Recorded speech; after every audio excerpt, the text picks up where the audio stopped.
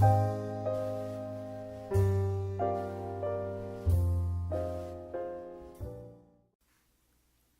my Facebook watercolor artist friend. This is Nina Edwards. Thank you so much for having me today. I am from Taiwan. Now I live in New York, Manhattan.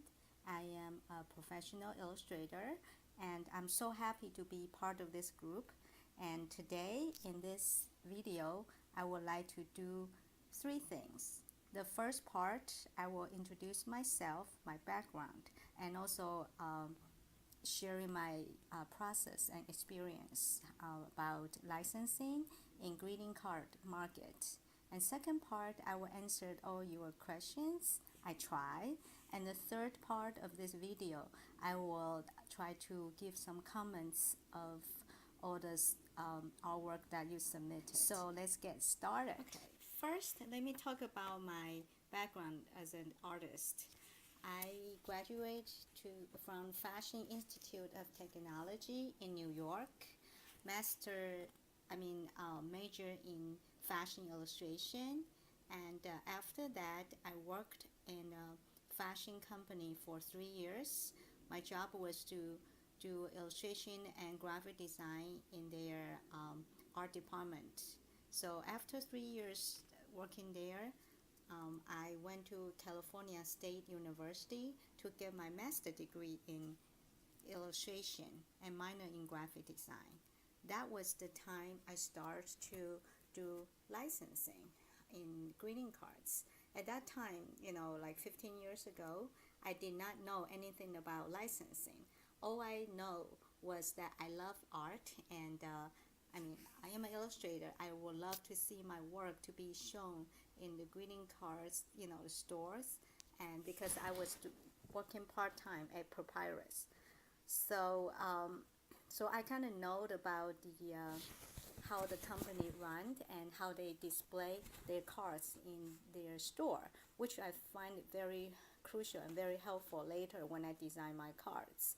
So at that time, when I was in master's degree illustration department, I submitted 6 of my whimsical watercolor illustrations to a company. It's called Recycle Greetings, and right now it's a huge company that owns Papyrus. At that time, about 15 years ago, it was just a small company, and I submitted my 6 designs to them. They picked 4 out of 6, and they paid $250 per card, per watercolor card, and 4 of them, it was $1,000 for them to use for 3 years.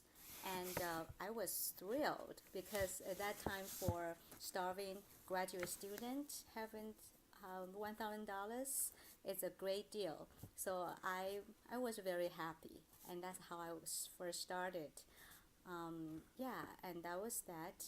And after I graduated from my master's degree in illustration, I got married in San Francisco with my husband, and I lived there for 3 years as a graphic designer.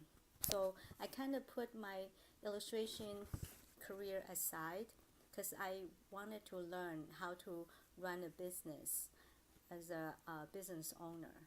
So because I know I will always do freelance, but I think it's important for artists to also learn the business side of of the creative part. So I worked there for about 5 years as a packaging designer. Then I was promoted as an art director. And that was the time I started to interview a lot of illustrators and photographers.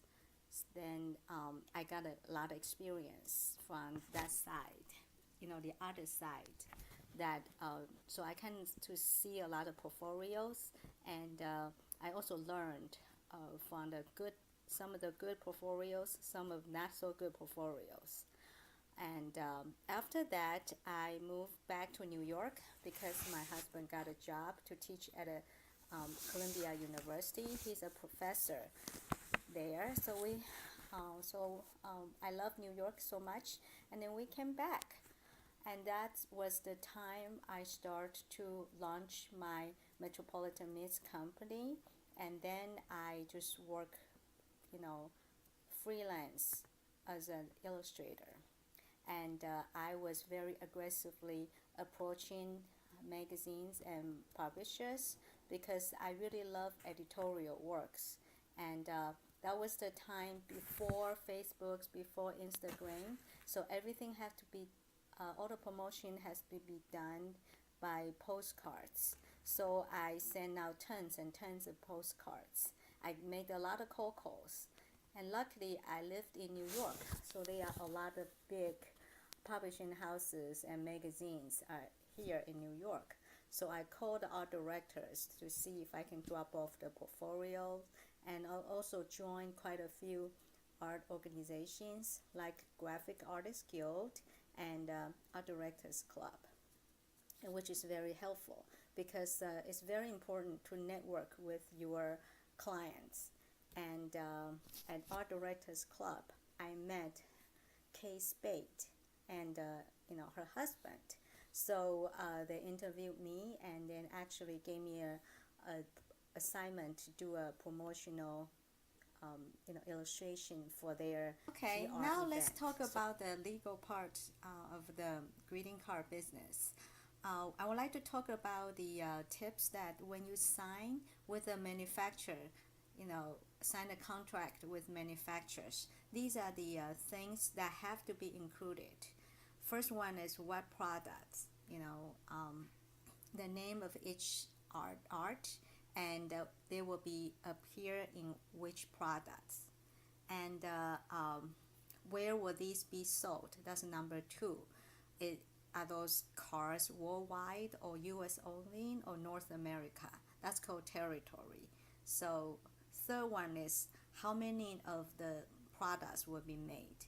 Are they mass production? Like, are they going to be sold in Walmart or Target, or they will be sold in small local shops? The quantity of the products you make. And number four is this deal is exclusive or non-exclusive. If it's exclusive, obviously you have to charge the manufacturer more.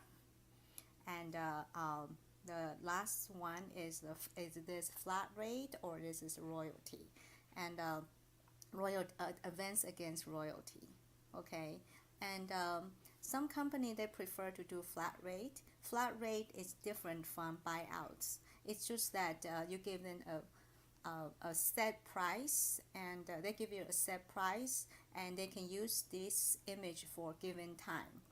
And normally for greeting card and paper products, it's about 2 to 3 years. Don't sign a contract more than 3 years. You can always renegotiate after 3 years. And for some, give you an example of the royalty payment for greeting card and paper stationery. It's if it's against advance against royalty will be between $300 to $800 for advance, and 2 to 8% royalty. Gift wrap and plastic bags will be 3 to 5% royalty. Postcards will be 3 to 5%. Lastly, let's talk about the beautiful work that all of you submit. Because the time is very limited, I can only give you some feedbacks and comments on the 3 designs. Okay, the first one I'd like to comment is this artist work. I hope you can see it. You are my cup of tea. This is beautiful. 2 cups. Okay, the color is beautiful, very appropriate. Pink and red for Valentine's Day. And I can see these can be made for tea towels, not just not just for paper products, but they can be made for home furnishing products. Okay, so it's very beautiful. You can even consider to do another one for Mother's Day, because Mother's Day cards are very popular as well.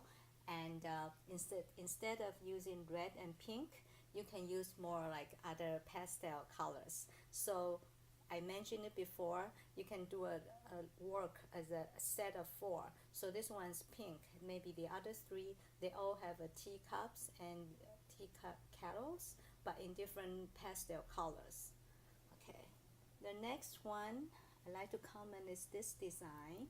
It's very beautiful. Cats and dogs pets are very popular these days. So the color is also very appropriate. A lot of pink. I especially like the blue background that really make the cats and the pink and the huge heart stands out. Very lovely. And the type treatment here is very lovely. And the handwriting types are very popular now. So yeah, this is very popular, very lovely piece. And once again, you can consider to make another card for dog lovers. Okay, the last one I like to comment is this piece. Beautiful. I love the patterns, the black and white line in the back that really pops out, and you can see the front, the house really clearly. And the only thing I would suggest is that to move the type on the top.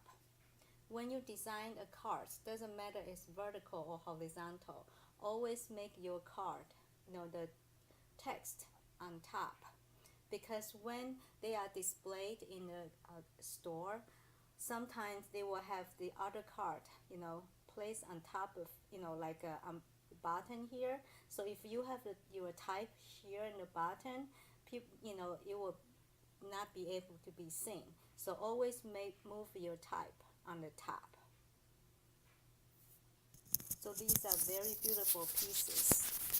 I want to share a piece I did for the designer greetings, and you should be able to see them in the market right now this year. I did this in Photoshop, so just give you an example. The type is on top. I must say, I use different type, but they redesigned it in-house. So I'm not too crazy about the type they choose, but what can you do?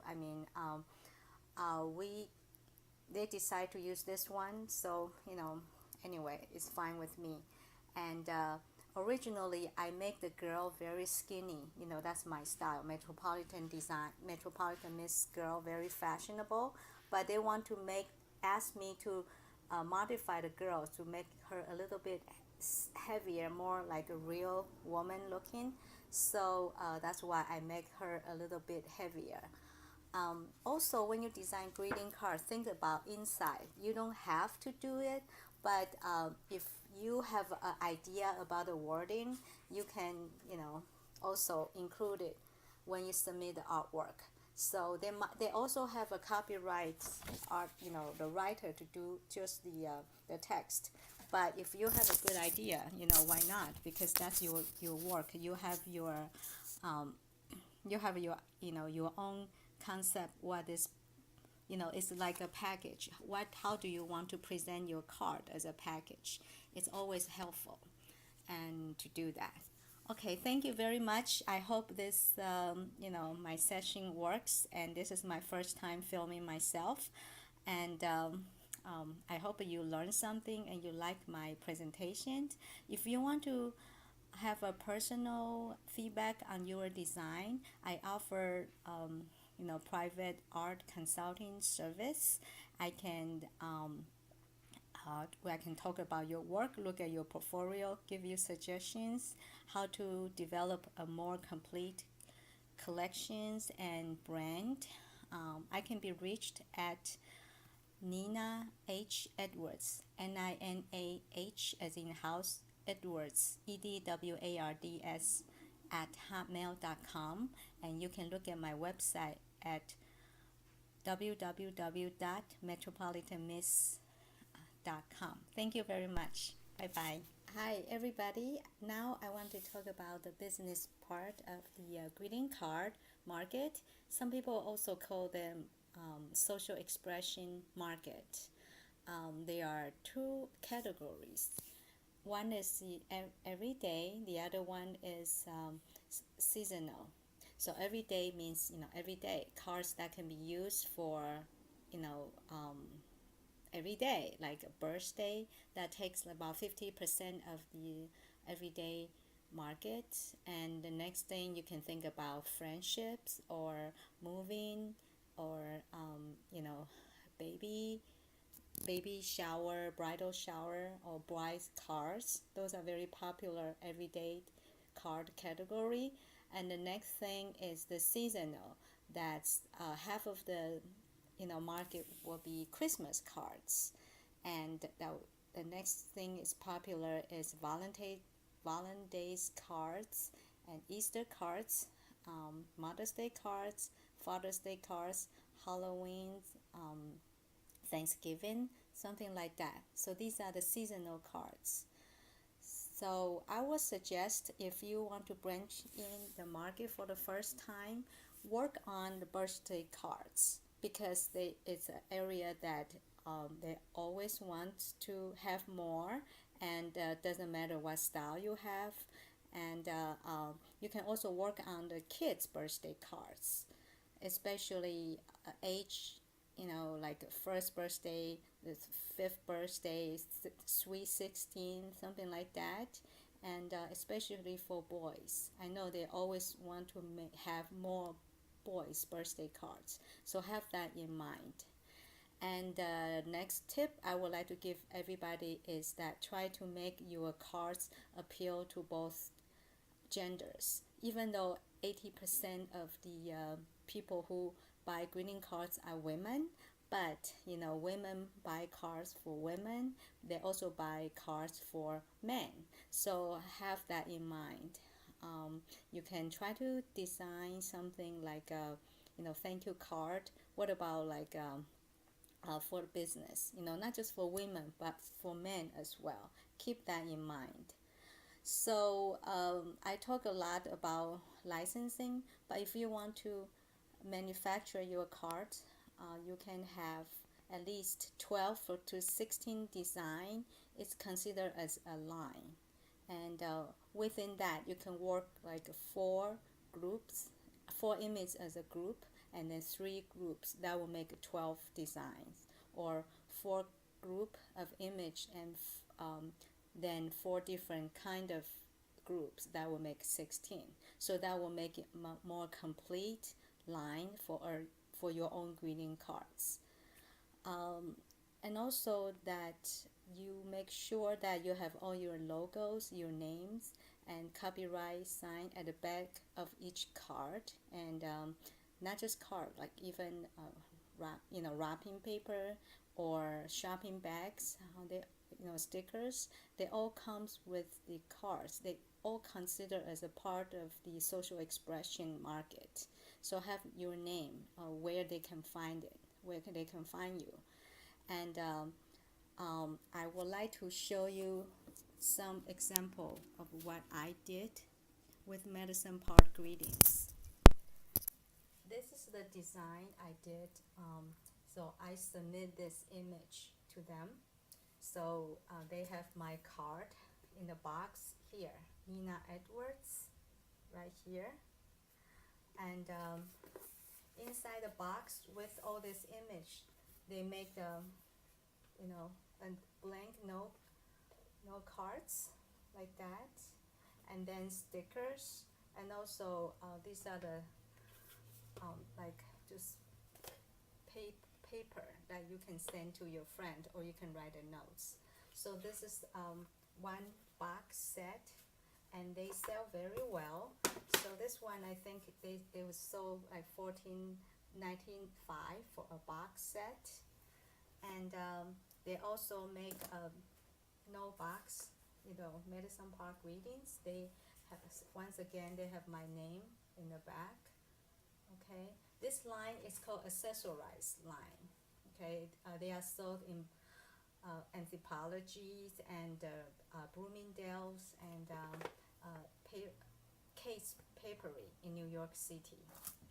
And that's another one stuff they make based on my images. Okay, these are the sticky notes. And I also license the same image to this company. It's called Clicks. So, all these icons, beach icons to them. So my name right here, okay? So once you did, some icons, if they sell, you can sell and, not sell, you can license to different manufacturers. And you can make a lot of money, royalty out of it. And how much is the standard royalty for greeting cards and social expression? I would say for greeting cards it's about 500, $300 to $800 for advance. That's per image. So in this case, so they pay me $600 just to do this illustration, this watercolor illustration, plus 3 to 8% royalty. So every every product has a different royalty. For greeting card, like I say, about 3 to 5, but for shopping bags will be a little bit higher, about 5 to 8.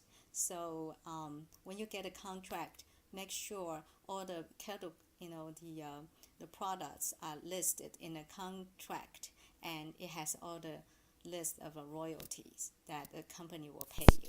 Since this is the third day of Chinese New Year, I want to show you the other collections that I did for Medicine Park Greeting that sells very well, and it's called Good Luck line.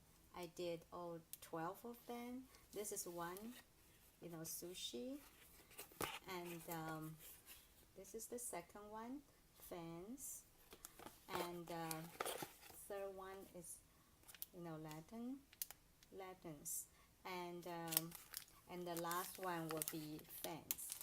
Okay, so because this one is a special categories, and they do not produce 12 designs, because this is only very limited market, and very limited cities they will distribute. So it's a very small collections, but they sell very well, as so I like it.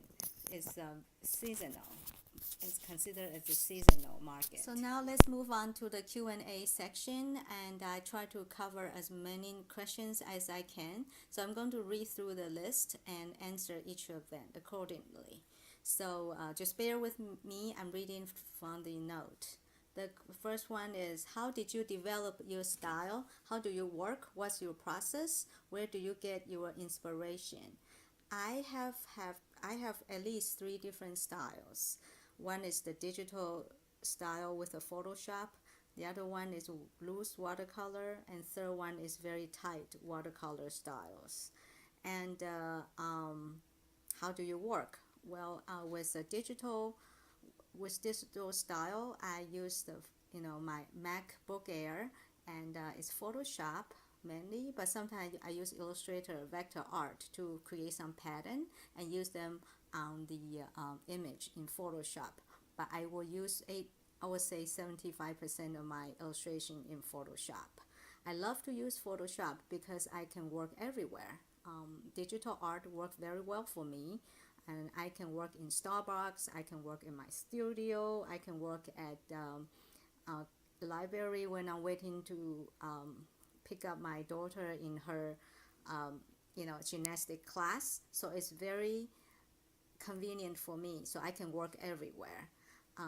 Where do I get my inspiration? I live in New York, and I got inspiration everywhere. Just when I walk out my apartment, walk on the street, how people dress, and I go to museums a lot, and I love to travel. My husband is professor at Columbia University, so we have a chance to travel and stay in Europe every summer, and I also teach in Taiwan, so I travel to Taiwan, Asia, countries in Asia, Japan, Korea, and also being a mom, my family inspired me as well. How do you think one identify their personal unique style? How should one explore that inner creative voice? I would say style, it takes a long time to develop. Even though I got my master's degree in illustration, I am in the industry for almost 20 years. I'm still working on my style because it has to be something that you know you strongly believe in, and also that you feel comfortable with, and that's your voice, your brand. Everybody has a different beliefs and lifestyle. Like for me, I love fashion. That's something, that's the theme of what Metropolitan Miss is. But now I am a mother, so I love to draw styles that not just apply to single young girls, but I'm also thinking about the styles that will apply to moms and middle-aged women. Most of us in the group have started a design career quite late in their lives, and maybe not with no formal training or certification. What should you suggest then about their design and illustration careers? I don't think that's that important to have a degree. That is very important if you're going to teach in the universities or that places that need degree. But I think you just have to constantly learning, especially right now with the online classes. You can take classes with skillshare.com, which I do all the time, and just pick up new tips. And even though I teach Photoshops at universities, Columbia University, Hunters College, and Pratt Institute, I'm still learning, because they upgrade the program constantly. And also I love to see what other artists do, and also that because we are in licensing industry, you have to keep in mind of the new trends, because for a long time digital illustration is in trend. So that's why my illustration was quite popular with editorial and book markets. But now I realize that watercolor hand-drawn style is back. So I start to revisit my watercolor style, but I would like to try to incorporate it with my digital style. So don't worry too much about your background. Just never stop learning. How do you structure your day to get things done? How much of your day is spent doing art versus business? What do you have the most success with? Do you work with art agent or you manage all by yourself? Okay, first of all, I am an agent. So I represent my own work. I also represent other Taiwanese artists, and I'm a legal consultant for the biggest art agency in Taiwan. It's called Watercolor Design Agency. So I'm going to help them to bring top 20 Taiwanese illustrators to America and to New York this coming May to attend a Surtex. There will be a booth there. I will be there to act as agent to help to promote these top 20 artists from Taiwan. So yes, I have worked with agents before, but it didn't quite work out because I think it really depends on your personality and your needs. For me, I really enjoy the business part of the industry as well. So I also love to study about the copyright roles, and I love to communicate with my clients directly. So it works very well for me as an agent and represent myself. How do I structure my day? I am a mother of two children, so I have to wake up like 6:30 in the morning, get my kids ready, and drop them off to their school by 8. And then I have time until 3 o'clock. So I try to do most of the creative works in the morning when I'm very alert, and I try to draw after drop off my kids return to my studio. So I would draw like 2 hours in the morning.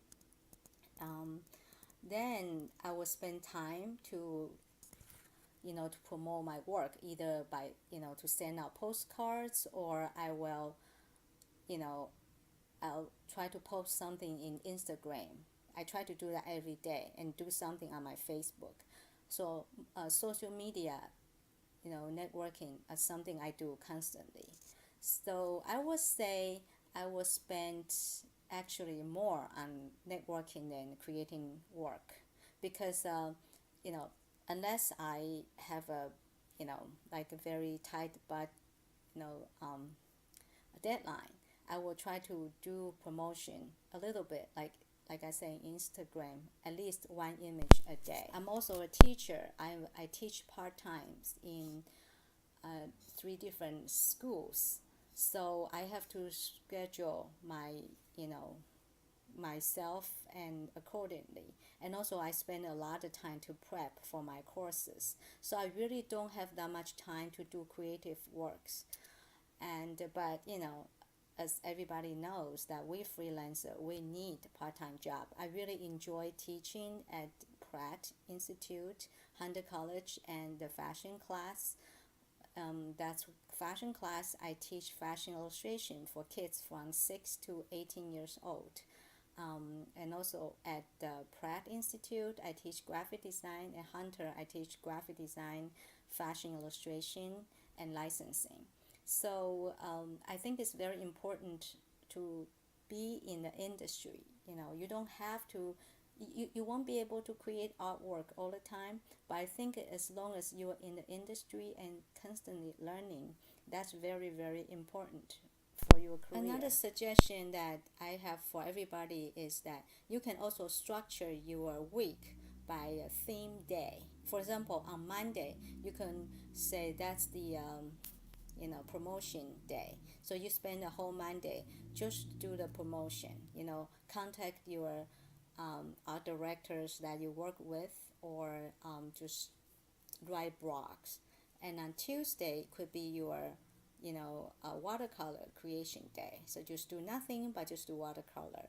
And Wednesday could be like for me is a class prepping day. So you can also break your day by the thing. What would you suggest to somebody who is looking for an agent, and what would be the best way one should build a strong portfolio so as to present to the art directors or art agents?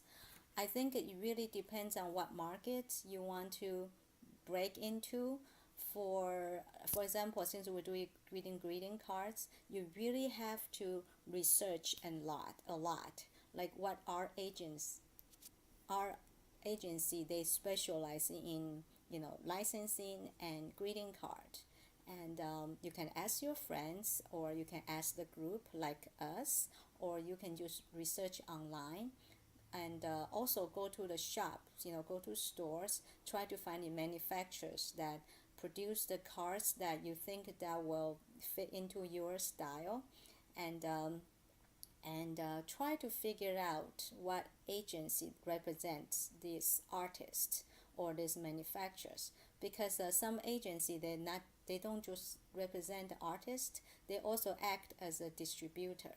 So like the company, my clients, Madison Park Greetings, they have their own design brand, the accessorized line like this I did for them.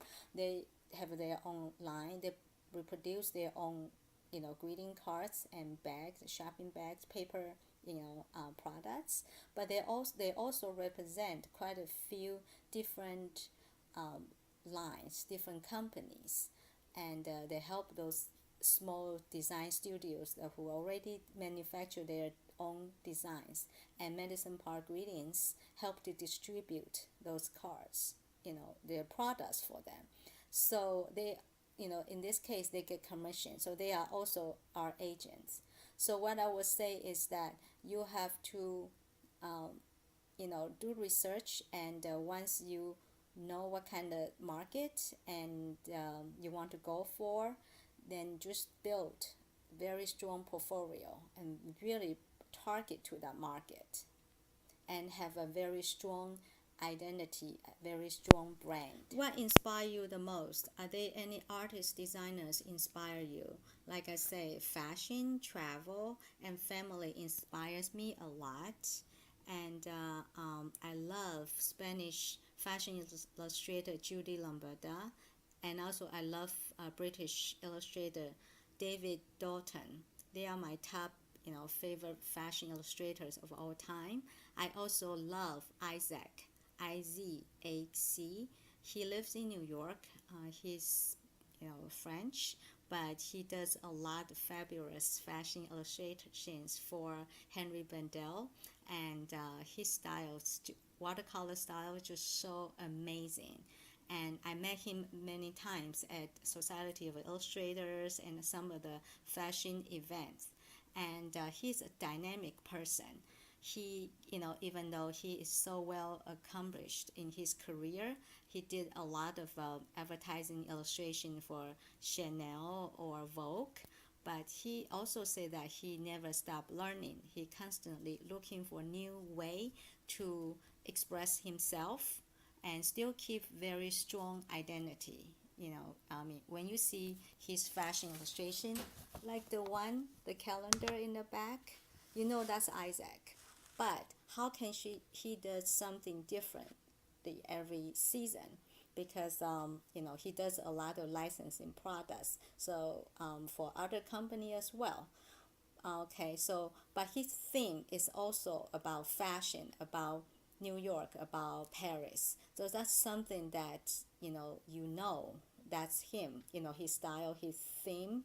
But he also tried to use like Asian calligraphy, also like bamboo brush to to try to do new techniques in his illustration.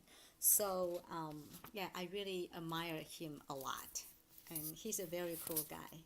Next question. Branching out from editorial to fashion illustration, which style rules the market, digital or watercolor?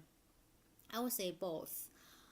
Even though watercolor is back, the hand-drawn DIY style is back, but I don't think that you should do something just because it's in fashion now, just because it's in trend. You should do you should work on the media that you feel most confident with and most comfortable with, and what you are good at. In my case, I love digital and watercolor. I was trained as a watercolor illustrator, but I haven't used this style for a while. Now, it's kind of, the loose illustration style is kind of back. So right now, I try to use that, and use that style and make it more modern. Like I will see what are the new, very look at the fashion. What are the colors of the year? Of course, you can look at Pantone colors. There are two colors this year, pink and light blue. So I will try to utilize those two colors in my fashion illustration. So that make my illustration more up to date and more marketable for today's industry. How would you suggest one stay true to their style, yet be commercial when it comes to preparing the art for the target consumer? I think it's okay to keep two markets, two styles, and but only if both of them you are very strong with these two styles. For me, I break my style into different markets, like commercial style and fine art, watercolors, fine art style, because I am I'm also a curator. I curated 6 gallery show last year. So I'm also participating in these shows. So for my gallery fine art style, I use this kind of this watercolor, loose abstract watercolor style. Okay, and then for more commercial work, I use that style. That's for wall art commissioned by Taiwan consulate, you know, in New York. So they pay me to do these pieces to promote Taiwan tourism. So that is more of my digital and editorial style. So it is, but both represent me, and I think I'm good at both styles. So yeah, so you have to develop, you know, make sure you separate them. But for those of you who only do like commercial works, then stick to that. Even yeah, and then just keep on evolving and keep on practicing and make it better. Okay, let's talk about trade shows. Certex is the biggest one for licensing, which I highly recommend everybody, if you have a chance, at least walk the show first. And it's in New York. Always take a place in May, mid-May, and like I say earlier, I'm going to help a Taiwan agency to represent 20 artists there this year. So if you walk the show, please stop by our booth. And I also had a booth at Certex 3 times before. It's a lot of work because I would say it takes about a year just to prepare the show, and you have to have at least 24 collections when you present to a client and in a show. So each collection will consist 4 to 8 pieces. So it's really a lot of work, but I did it for 3 years, and I did get some clients out of it. So I figured I need to take a break this year and helping other designers and artists to do that. And the next show is called Print Source, PRINTSOURCE, and there's a new one. It's called Blueprint, and it's also in New York. It happens 4 times a year, and those shows are for service designer or pattern fabric designers, and most of those arts are sold out, to the garment and home furnishing companies. I will also recommend you to walk along those shows too if you are, happen to be in New York, because in these trade shows there are a lot of workshops that were taught by the top industry people. So you will learn about the trends and about how to deal with how to do how to do business with clients, all the new colors and trends, and even legal con, legal part, like you learn more about legal contracts, and they sometimes have a lawyer to give a talk too. And best of all is that you can network with other designers, other artists, and and you can, if the salespeople at the booth have some moment, if they are not talking to other clients, you can walk to them, politely, and ask what's the guideline for the company's artist submission guideline. So especially in Certex, because every company has their own unique guideline to submit the artwork. So for people who attend a show, they are there to sell. So try not to take too much of their times, and just ask them for the art director's names and ask for the guideline to submit your artwork. As for my future plan, I like to teach more online classes, even though I have been teaching licensing classes in New York and in Taiwan for over 10 years. But I know a lot of people who couldn't come to my workshops and classes would love to learn more about licensing. So that's my new year resolution, is to start teaching online class at Skillshare.com, and I will try to do it later this year, and I will teach more licensing classes online at Skillshare.com. I also gave webinar with the at Graphic Artists Guild December, and that was well received. And I also teach I'm also a personal art consultant. I consulting artists via Skylight or Skype or telephone. And so if you have a question, you want to learn more about licensing, and how, I would love to look at your portfolio and give you some suggestions about what market you can get into and how can you create very cohesive collections. Yeah, so that's my future plan. More online classes, and I hope more people can benefit from my experience.